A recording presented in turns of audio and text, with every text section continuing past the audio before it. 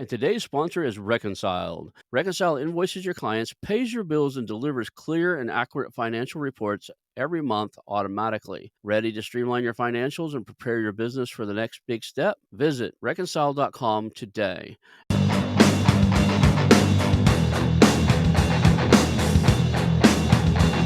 Hello, and welcome to the How to Exit podcast, where we introduce you to a world of small to medium business acquisitions and mergers. We interview business owners, industry leaders, authors, mentors, and other influencers with the sole intent to share with you what it looks like to buy or sell a business. Let's get rolling.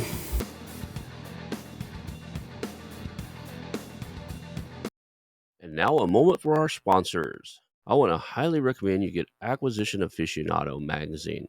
Every month, Acquisition Aficionado magazine brings you tactics for business buying and selling you won't find anywhere else. Learn firsthand from industry leaders who share their success stories, featuring in-depth interviews and stories from leading figures in the business acquisition industry. This multi-platform mobile magazine speaks to acquisition entrepreneurs wherever they are in the journey. And I want you to visit acquisitionaficionado.com today. Hello and welcome to the How to Exit podcast. Today I'm here with Andrew Swiler. He is the CEO of Lanteria, and I'm excited to have you here. You're coming in from Barcelona, Spain, and I'm sitting in the Redwood Forest in Northern California. I'm old enough to know when this wasn't possible, right? So two different worlds, but on the same call. Thank you for being Two here today. beautiful places to live. We're fortunate to live in the places where we do. Yeah, absolutely. It's absolutely insanely beautiful here. Let's start with your intro, like kind of who you are, what is your company, what do you acquire, how did you get into the space? The ongoing joke, if you listen to the show, is always, hey, you were born and now you ended up on a show about mergers and acquisitions. How in the hell did you end up here? We won't get into all of it, but I grew up in Minneapolis, went to school in Ohio, and then after school, I actually did work in private equity. Big deals. We worked a lot of turnaround deals, especially in retail. I'd say our most famous thing was we closed like 15,000 Starbucks. So we like bought up their leases, bought up all their assets and sold them off and did sort of a typical private equity, made a bunch of money on things that didn't work anymore. After that, I got super burned out and traveled for about 6 months. And during that period, I met my current wife. I was on a kayaking trip in Croatia, pulled up on a beach and met this beautiful woman next to me and ended up traveling with her for another month. And after that, I convinced her to move with me to San Francisco. And we spent a couple years in San Francisco. And then one day, as I told you before, my wife said to me, I really don't like it here. I'm going to move back to Barcelona and you can come with me or you can stay here. So we moved back to Barcelona out of sort of necessity. I became an entrepreneur. There really was no work for me. I didn't speak the language. I didn't know what else to do. So my wife and I started an e-commerce company and we sold that back in 2019. And after that, I was kind of like, what am I going to do? What's my next step? And I had known about search funds for a long time. And obviously I'd worked in private equity. And search funds for me are not, I would say they're not risky enough. I think there's too much risk taken off the table. But I was interested in getting back into private equity, not in my previous type of lifestyle, and I knew I wanted to work remotely still. I mean, my previous company was remote. And so I knew basically software was really the only way I could get back into that. So I dove in, spent about a year searching, looking for the right business. I knew I needed to find a business that we could put some debt on so I could have some skin in the game because I didn't have tons of capital to bring and that I could easily raise money just dialing for dollars. Found Lanteria at the end of 2021. Very quickly, it was a great deal. The owners were motivated. There were two Ukrainian founders. Obviously, because of the war, there was some very big issues with clients, employees. Everyone was worried what's going to happen to this company, and they needed to sell. And I went out to the market and basically just picked up the phone and started calling investors, angel investors, and the investors that we ended up closing. I probably called 300 people. The 6 investors that ended up putting money, I probably talked to them for 15 minutes each. That was it. They were like, Yeah. I get the deal. I get the terms. I get that this is a great price. I get this is a great deal. Send me over the high level due diligence and let's close. So close that part pretty quickly on the equity side. The harder part was we also used an SBA loan. And I'm in Barcelona, obviously a European, an American, but living in Barcelona. The founders of this company were Ukrainian. The company was an LLC based in the US, but the founders were Ukrainian. And it was definitely difficult to find. We talked to a lot of SBA lenders until we finally found one that was willing to sort of take on this risk and willing to work with us. I have no assets in the US. My assets are in Spain. and they just liked the deal. They liked our motivation. They liked the deal. And we were able to close. Actually, the week we started closing was the week the war started. And they gave us a call and said, like, what's the plan now? And I said, we got a bunch of guys in India that can step in anytime. We kind of bluffed our way through it and got to the other side and closed the deal. It's a great business. It's definitely a turnaround. It's a business that's been stagnant for 5 years. Sales have been flat. The previous owners were very comfortable, lived a nice life in Kiev, didn't need to push it too hard. Employees, same thing. We're living through a turnaround and changing culture, changing the thought process, changing the mindset, shifting everything, and bringing in new people. Interesting. So the trifecta, you were living in one country, the company owners are in another, the LLCs in the United States. So there's one trifecta, right? Yeah. Now you're looking at there's a war going on. It's a flat company, and you may have to switch the employees out, and if the employees lose technology or can't get online because they're in the middle of a war zone. So you got a double trifecta. What is that? Is a sixplexa or whatever? Yeah. A lot of people would have avoided the deal. What made you keep moving forward? I would say I probably looked at 2,000 deals Mm. over a 2 year period. I knew this deal just from the conditions, the terms, the situation, the upside was an outlier. It was a total outlier from everything else that was in the market for software. And so I knew you're going to eat crap if you're going to take on a deal at a low multiple. You got to be ready for that. And you got to be willing to take on certain risks. But this was a company, it had been making money, it had been profitable for 7 years. So we knew that there was definitely a margin of safety built into the business. So we knew no matter what came up, there was a margin of error here that we wouldn't have to deal with too many issues. I mean, I meet other searchers or people that take on deals. They're 90% LTV, they're leveraged to the hilt. We brought in investors. We were basically 50-50 debt and equity. So we had some margin and we still do. It's a business that we've made a lot of mistakes, but it continues to give us the margin of error to reinvest into the business and make those mistakes, try new things. So we knew there was going to be issues, but we gave ourselves a pretty decent cushion with the capital we raised to make those errors. So it's Lanteria, right? What do they do? What's the actual business? Yeah, sorry, I just kind of blushed over that. So Lanteria, I would say that the easiest analogy is we're like Workday. Mm. We're in the same market as Workday. We pretty much have the same type of product. We're probably 50% cheaper than Workday, and our focus is on the Microsoft ecosystem. So our product is built with all the integrations into Microsoft. So if you're a mid-market company, 100 to 5,000 employees, you're invested into the Microsoft ecosystem, you're using SharePoint, OneDrive, all this stuff. Our product is heavily integrated into Teams, SharePoint, Viva, all these parts of the Microsoft system.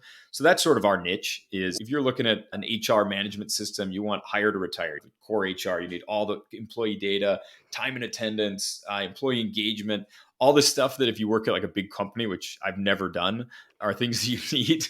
That's sort of what our system does. Where were the customers at the time?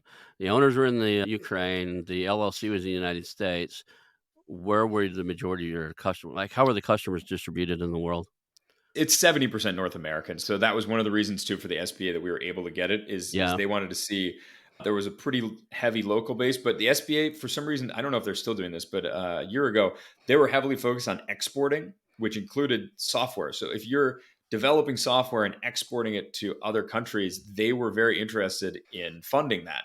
I guess it's just part of like the build back better type of thing. I don't know what's going on, but they were interested in that. So it's 70% North America. And then we've got a really good channel partner in Australia and South Africa that bring in another 20%. And the rest is just spread out around Middle East and Western Europe. The reason I was asking, I wanted to be clear on where the customer was. It wasn't like you had a buying a Ukrainian company where all the companies are in the Ukraine and now the country's in war. The employees No, were no, there, the no. software engineers were there, right? So Yeah. The software was there, but even like the servers, we use Azure servers in the US and in Ireland. It really was just the employees that were there, the owners were there, but we have employees in the US yeah. and in other countries. It really was just Ukraine because of the owners. I've had some engineers or software engineers out of the Ukraine before. There's some really good talent pool there.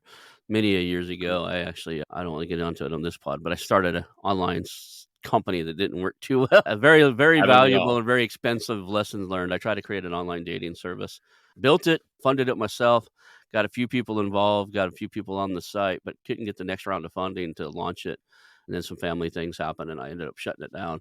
But I learned some very valuable lessons, and I had employees all over the world. This is a ways ago. This is during like September 11th. So I had so many employees Okay. and was sending money so far around the world that when that happened, I got interviewed as to why I'm sending money to all these different locations. Now, part of that is I work for Excite.com, and Excite's email servers were one of the email servers that the messages were the September 11th people were using that email system to send Oh, messages. wow. So I Okay. was the director of operations for Excite at the time. And all of a sudden, they look at me. I'm sending money to all these places around the world because on the side, I'm building an online dating site. So yeah, there was a conversation that was there. That was a little awkward, and I had to show them like, no, I'm building this. Here's these engineers, and I had a personal assistant out of Ghana, Africa. I had people all over the world, right? So Interesting. yeah, Wow. That had to have a lot of friction. I mean, now we pay people through Chase or through Brex, and it's yeah. super easy. So most of your people are remote, right? You actually manage people from all around the world in this business. How's that going for you? I've been remote for whatever 10, 12 years. It's challenging. So the biggest challenge here is because a lot of our teams in Ukraine, Mhm. we have the core team that has been around for 6, 7, 8 years. A lot of those guys are in Ukraine. We've hired people in India, we have people in the US, we have people all over. The typical playbook for remote work is you're working online, you kind of engage, but then quarterly or semi-annually, you get together in person and you work through the real challenging stuff and the big stuff. Obviously, in this case, we have half our team can't leave the country, and we're not flying to Ukraine to do offsite. So obviously, that's not going to be happening.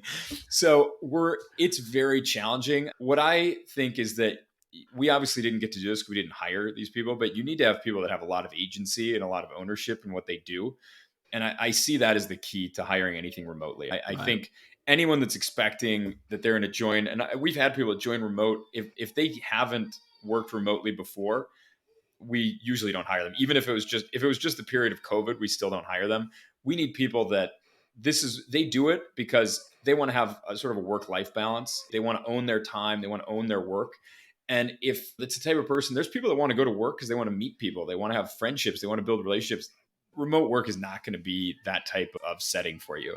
The key is just finding the right team and finding the right people first, and then giving them key strategic direction and KPIs they have to hit, and then beyond that, over communicating. Like my thing with our team is like, if you think it needs to be said, just say it. Because if you don't communicate it, that just compounds. I was thinking this 2 weeks ago and we didn't say it, we didn't discuss it.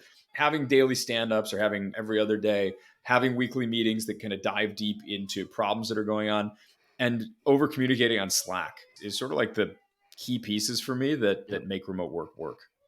I have members that have worked for me for more than 2 years I've never met in person, Yeah. and I have members who work for me who are brilliant, and we probably, as far as seeing each other on Zoom, probably every 3 to 4 months. We just do everything on Yeah. Slack. They just get stuff done.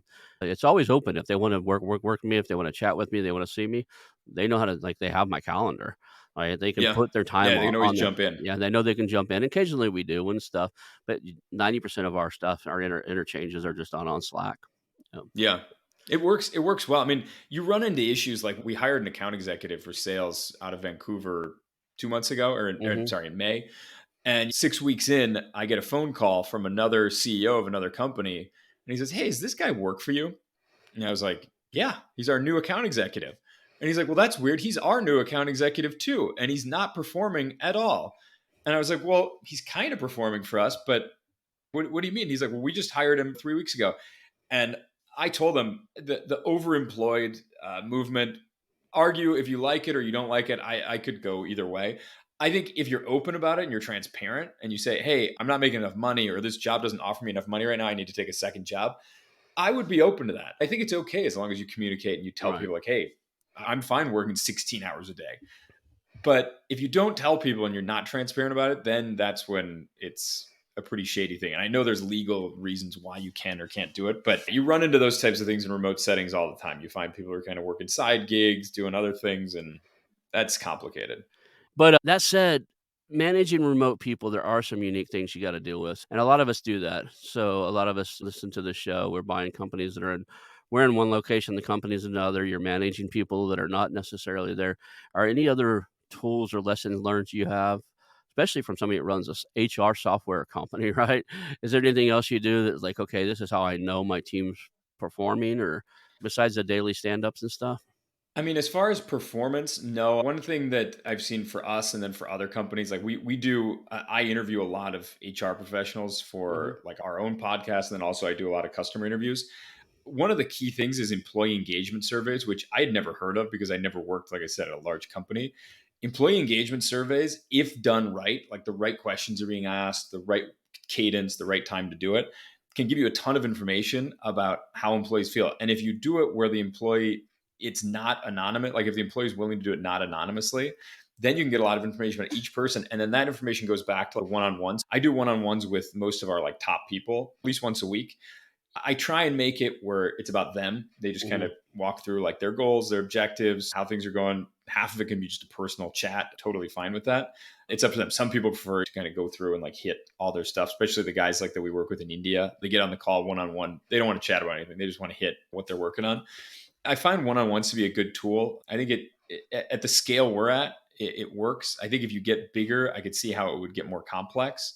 But I would encourage anyone to do one on ones for themselves, and then also as they scale, like start having other people below them be doing one on one. So we hired a new CTO, and his way of doing things is just he said, "I'm going to do unscalable things right now. We've got a team of 7, and I'm going to meet with each one of them several times a week and talk to them, see how they're doing, get to know them more."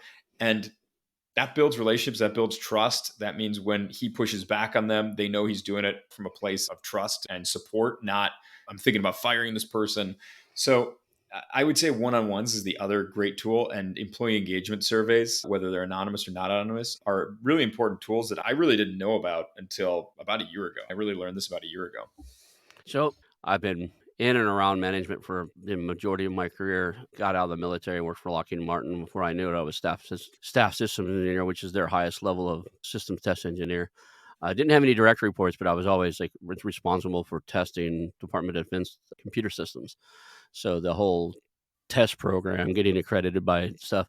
And then I got into management of tech companies. And one of the things, I don't know where I learned it or how I picked it up, but I have a 3-question management protocol. And we're going to play this right now about your latest acquisition. We'll do it that way. So have you Okay. acquired anything since the one, your first one there? Are No. you, okay. So in that, you'll like this one because this is how I do this to every single one. At the end of every one of our meetings, we do the same thing. So when you purchased Lanteria, what did you do really well? What did we do really well? I'm not sure. That's a good question. It's like if you did it again, we're like, "Okay, we The did X, Y, and Z really well. We will do that again." What was I that? so we reached out to all. We basically went from like the top clients, like the high, most expensive clients, all the way down, and reached out to them for even before day one, and introduced ourselves. Had phone calls with them.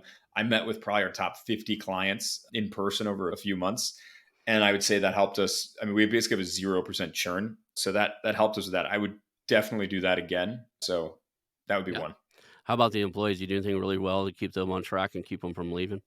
I tried to be honest with them from day one. We told them this was the acquisition. We stepped into a situation where the previous owners didn't announce the. This is what I would do differently. The previous owners did not announce the acquisition until the day we acquired it, which we Mhm. told them weeks in advance. And like, no, no, no. Until we close, we don't want to say anything. So we stepped into a situation where they were highly distrustful of whatever was going on. They thought we were going to just burn everyone. We told them up front, we want to keep working. The idea for this is to keep everyone on, work with you guys. We raised salaries for almost everyone over, not like right away, hey, let me buy you up. It was over a few months. So we did that with the employees, try to, touch base with each person, give them analyze their current situation, give them a raise, especially like the key players, to show them that we valued them. Now, what could you have done better? What are the things like if I do this again, I'm going to do X, Y, and Z? What could you have improved? I probably would have fired some people right away rather than keeping them on. There were some people that you knew from very early on this was not going to be a good fit. You could just see like this is not an A player. This is someone that's not going to help us attract A players. This is someone that's not adding value. And I would have pulled the trigger faster. Anything else that you would? We already went. What did you do really well? And this is what could you do better? What could you improve upon? Is there anything else inside of the acquisition process, or and maybe even side of being? Acquisition, I would have raised more money. That's one of the key things that I made a big mistake on. I miscalculated the market. So we raised enough money. Keep in mind, this was May, June 2022. Mhm. We raised enough money to close the deal and have a decent amount of working capital. But being that this was a turnaround type of situation, we should have raised another $500,000 to $1 million to really put our foot on the gas, because where you make money in software acquisitions, this isn't a manufacturing business or a landscaping business where we're going to cash flow this. The money's made in the entry and the exit. Did you get a good entry multiple? Are you going to get some multiple arbitrage on the back end when you sell this? So in order to do that, you got to grow it. And we did not raise enough capital. We thought, let's spend 6 months. Let's really get to know this business. Let's go back out to the market and raise money. And the market cratered, and we're still struggling. It made us go out and bootstrap really hard. Like, we've pulled money from customers. Like, we've been taking revenue, really pushing customers to work on projects, expand, bring in new modules. So we have done that, but it's hard to bootstrap your way to growth. And the last one was always, what you just told me might be in this category too. What did you totally miss? Like, you went through the whole process, and at the end of it, we should have done X and we didn't even touch that. Or we should have asked, or during due diligence, we should have checked on X and we never even looked, right? Is there anything you totally missed in the process? In the transition phase, so I acquired this company. I have two partners as well. I would say in the transition phase, we did not focus enough on the outgoing CTO's importance in the Mhm. company. We thought, we'll hire a new guy, he'll be able to step in. And it took us a year to replace him. And we basically just spun our wheels for a year. And we did not spend enough time with him and documenting his transition out and saying, hey, you get on Loom and just make video, video, video. So we have a library. We made a huge mistake there, not building up a library of content while we still had access to the two owners in the first 30, 45 days. We're still friendly with them. They still help when we have questions, but we should have been really aggressive in that time to Yep. suck more information out of them.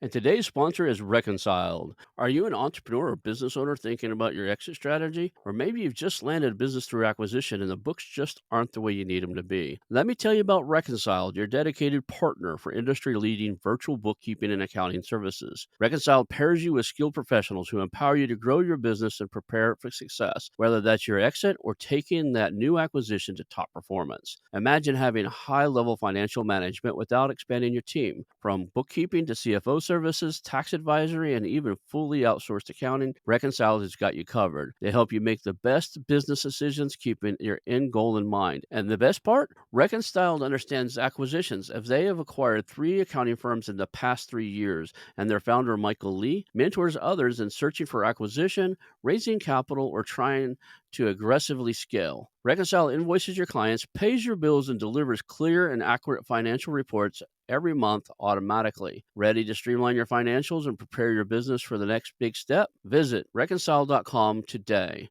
and let them get your books in order. Reconciled, making bookkeeping a breeze. That's reconciled.com. So my team gets sick of hearing those 3 questions. I end every meeting with them. What did we do really well? What could we have done better, even just during the meeting? And what did we totally miss? And that's how I've managed everything I've done up until this point.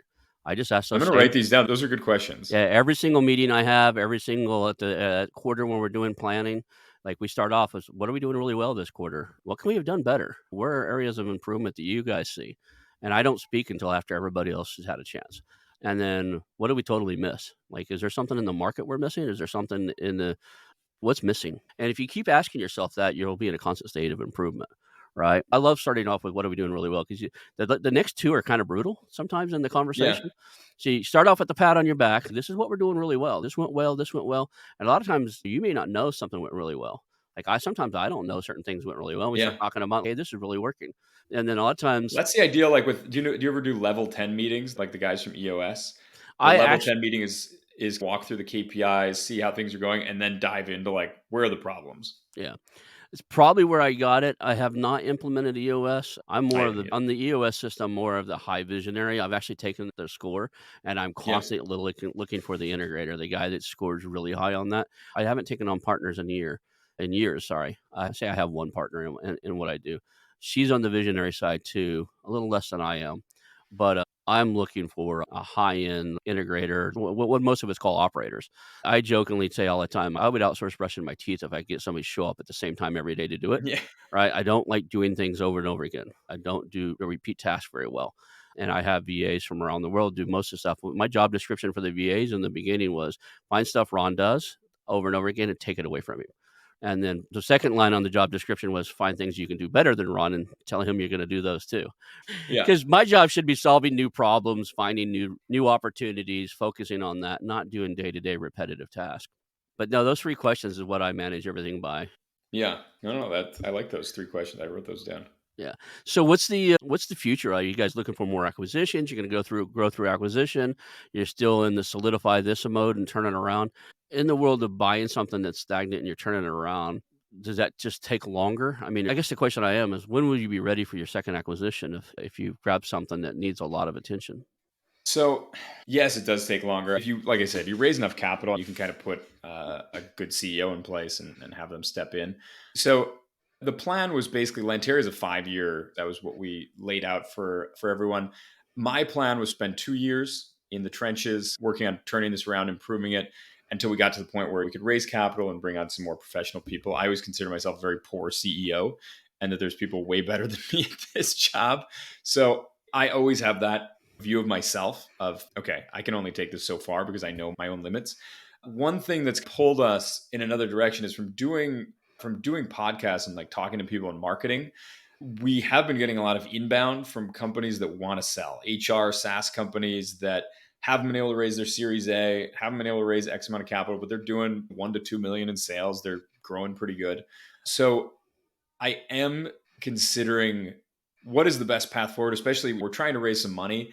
But when you go out and you say, we want to raise 500,000, your pool of investors is very small. If you say, hey, I want to raise 20 million and we're going to go buy 4 software SaaS companies, and here's like the crossover, and here's sort of not a roll up, but here's a lot of the systems that we can build out and the cross selling we can do.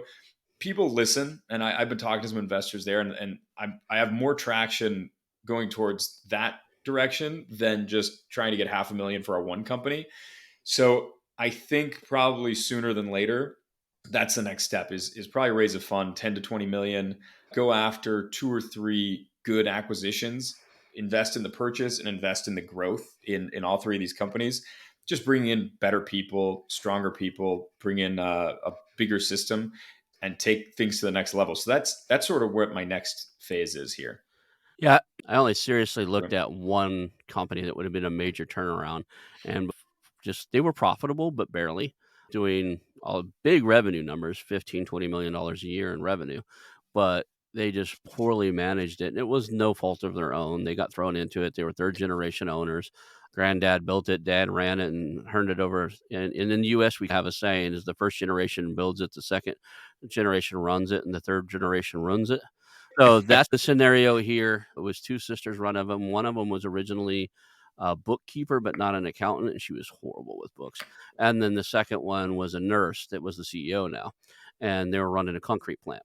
When we looked at this thing, I Okay. was like, I don't know the first thing about running a concrete plant, manufacturing concrete products. But there was another company down the road that had high profit margins, doing really well, only doing about $3 or $4 million a year, but doing more profit than the big one that was for sale. So our goal was buy, and they were 30 miles apart. It's like buy them both, and then have the general manager. The small one had a general manager in place.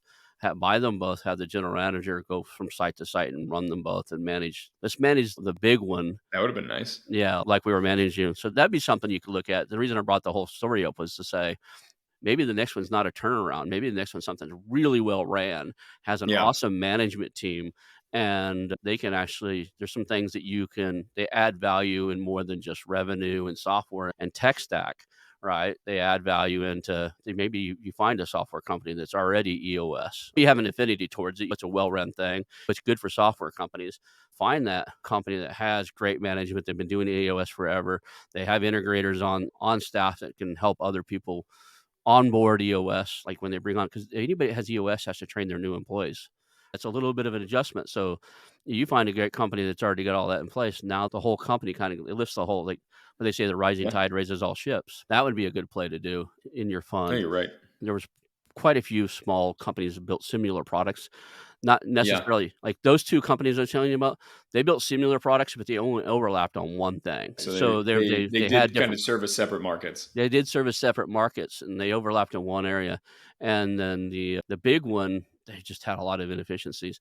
I want to say more than a dozen semis sitting in the field that would haul these things to their location. Pretty much had a little miniature trucking company sitting there.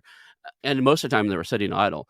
But when during the busy time, they sold storm shelters, and during the busy time of the year, they were active. Houses are being built in certain neighborhoods and stuff, and they're building out a new housing addition, and every house was going to get a storm cellar.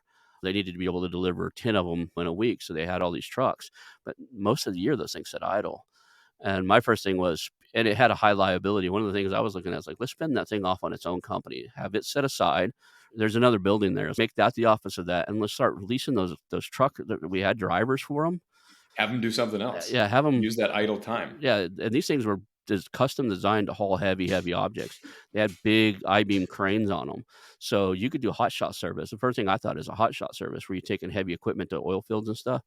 And I had a guy who he just sold his hot shot service, but he knew it inside and out. He's selling insurance now, and that's what we were going to do. We're just going to take it and set it up as his own entity, or even sell it off with some type of contract back when we need your services. You're going to haul our stuff too. Yeah. But we sell that off as its own entity, because owning a trucking company that was sitting idle 90% of the time just didn't seem Doesn't make any sense. It's like a sale leaseback basically, but in trucking in instead of the trucking. ground. Exactly. And I'm big into that too. But I think the same can go in your software world. You can look at things out there and go, you know what? Here's where we want to be in 6 months, a year, 5 years, whatever the play is. Who's already there? There's a really good book out there I love. It was done by Dan Sullivan. Have you ever read Who Not How by Dan Sullivan? Who not how? No. Yeah. There's a couple reasons I love it. Number one is, one of the things that's the fundamental questions is, who's already doing this and doing it better than I am?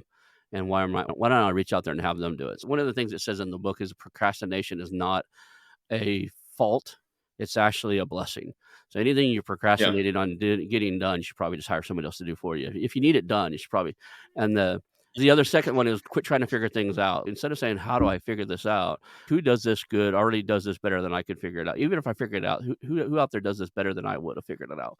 And then, but the second reason I like the book, because that changed my whole business structure, my mindset. I outsource way more things now. And the second thing that I like inside of there is a thing called they do a thing called an impact filter. The whole model I use to track and train everybody on. I'm right now hiring a head of growth, like it's glorified social media manager, but I'm putting them responsible for growth for my media company. But the job description is an impact filter, and an impact filter just says, what are you expecting from them? How do they measure success in that realm? What happens if they succeed? What happens if they fail? And you do these impact filters for all your projects and everything. And it's a real simple one pager that gets everybody on the same page.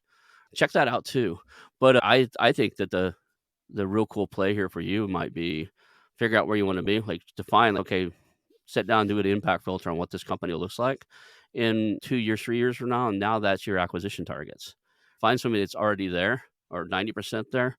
And if you're going to raise funds and stuff, you go out and buy something like that. But No, you're right. I agree. It's definitely something that we need, is to bring in some people that are more professional, whether it's through hiring, whether it's through acquisition. I have, through the inbound that's come in, I have talked to a couple of companies that are very well run.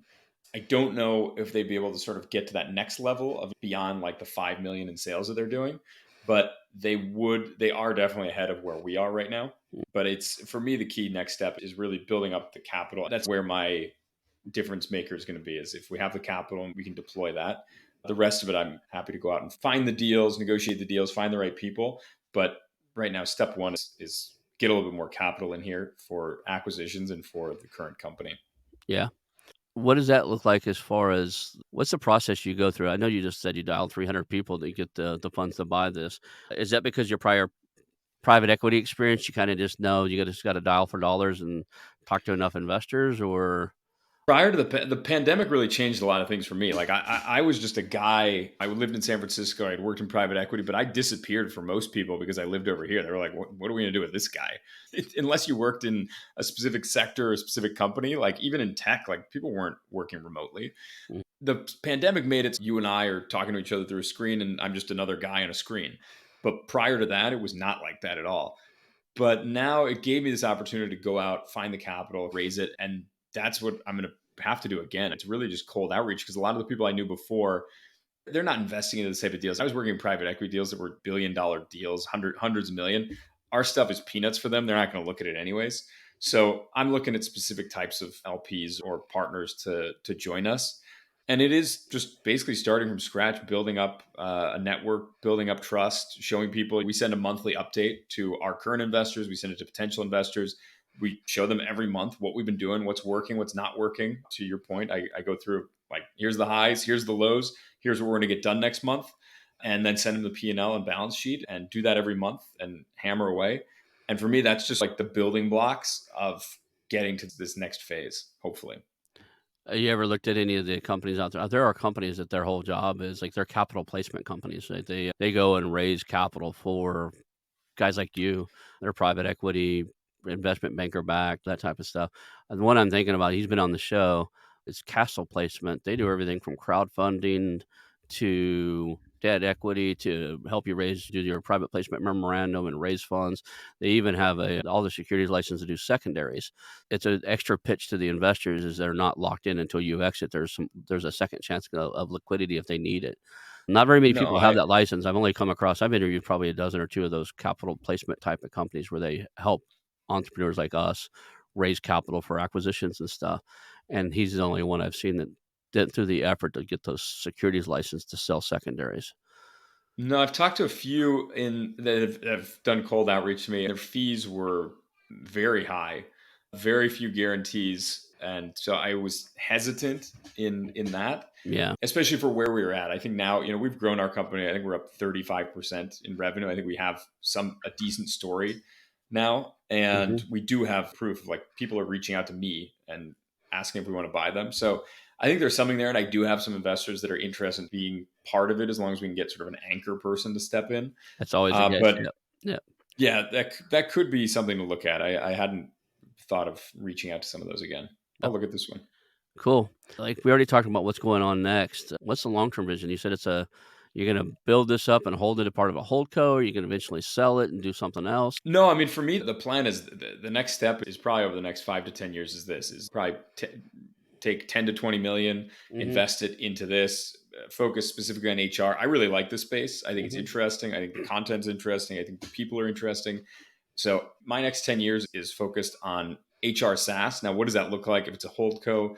I did start going down the holdco path. The biggest issue is for raising capital. It's way harder. The LPs, the investors don't really get the structure. How are we valuing this right now? How are we valuing it in the future? What do the clawbacks look like? Where you say to them 2 and 20 or 2 and 20 with certain step ups based on like MOIC, it's a little bit easier story.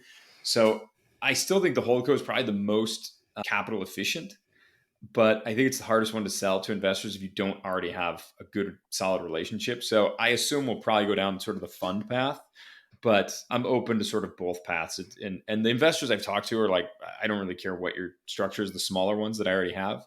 But the anchor ones are usually bigger funds and they want to put it into a fund that they understand. But it's that for me is the next 10 years. I mean, focusing on HR, focusing on SaaS. And I think I got lucky that Lanteria was in HR. It wasn't really the market I was looking at, but I really like it. And I think there's huge opportunities in here across the whole stack of HR.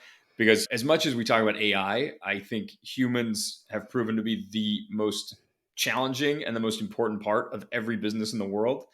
And that's not going to stop for the rest of my career. Humans will be a important part of every business. Yeah, I mean, there's a lot of areas where AI is going to augment it, and I still believe in that saying that your job's not going to be replaced by AI. Your job's going to be replaced by somebody who's really good at AI. Yeah, So I agree. I think it'll be integrated in, and people working with it. If you refuse to learn it and how to help use AI to make your individual job at a company more efficient, you're probably Yeah. cutting yourself out of a job in the future. Other than that, I'll be surprised. I read a lot of the newsletters on the subject. I'll be surprised if anybody ever creates a company that's 100% AI run. Yeah, unless it's an individual, like a single solopreneur that kind of spins up a lot of things using AI. It's like you said, it'll make everyone more efficient. I think creativity is going to be more important. Critical thinking is going to be more important in the future, and how you harness these tools is Mhm. going to be more important. Headcounts are going to go down, of course, but humans are still going to be the most important piece of I every don't company. I don't think that headcounts are gonna necessarily go down. I'm gonna go the other route and say a headcount's gonna flatten out. Like, I see call centers right now where they're retraining. Like, call center's a big area. They're retraining 1,000 staff because they brought in AI. but sometimes they're laying them off. What I see is it'll be augmented in such that they won't be hiring for a long time. You'll retrain anyways, willing and wanting to retrain, and I honestly maybe headcounts will go down a little bit, but if you look at the history of things, like when ATMs came out, everybody thought the bank teller would go away. There's just as Yeah. many bank tellers today as there was when ATMs came out, right? They took on better roles. If you really Yeah. look at what all the bank teller does now, he's more of a customer service agent. They deal with a lot more stuff. Somebody goes to the bank on a regular basis to do something and goes to the cashier often. There's still a line. There's still a line at every one of them. And those banks haven't been remodeled in 30 years. Some of these banks are old. There's still three open teller booths Yeah. at some of these small branches, and there's still somebody in Yeah. every one of them, right? I think the same thing will go with AI. I think that it'll be utilized to help the companies grow, but I don't s I can see the stagnation of new headcount for a while. Yeah. Like, Yeah. I could I've see that. yeah, I needed to hire 10 people next year, now I only need to hire 2 kind of Yeah. thing. I Yeah. can You see can that. definitely get more bang for your buck because of Yeah. this. Especially like what you're up to and what some of the stuff I've got going on.